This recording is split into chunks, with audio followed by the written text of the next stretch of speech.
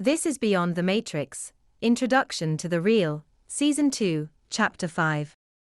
In this episode, we will be discussing the use of language to describe the source in revelatory texts, an elaboration on the last episode.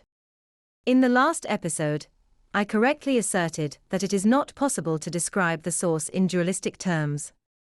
My error was in the assumption that the use of relative scales to describe God was not warranted in revelatory texts, to describe God in relation to man.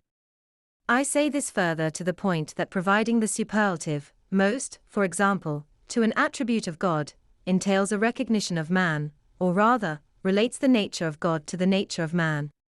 In that, within that scale of description is the dialectical opposite, least, as well as a series of gradations upward on that scale approaching the infinite.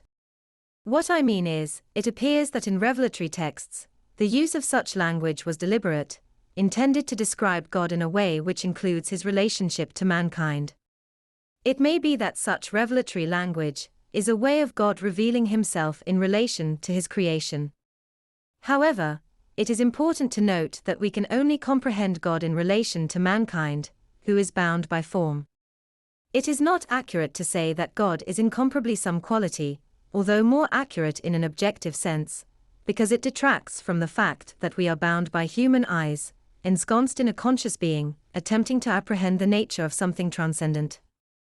The deliberate use of such language in revelatory texts indicates that God wanted us to see him in a relationship to him, preserved in the language used by the various revealers.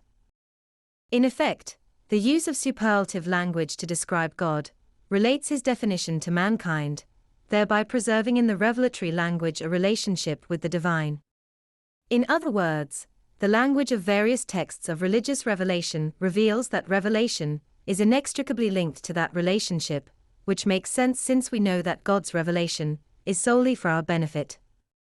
In fact, the inclusion of such relative scales of meaning in revelatory texts affirms the sovereignty of God by rendering his revelation in terms of human understanding, an intrinsic proof that said revelation is solely for our benefit.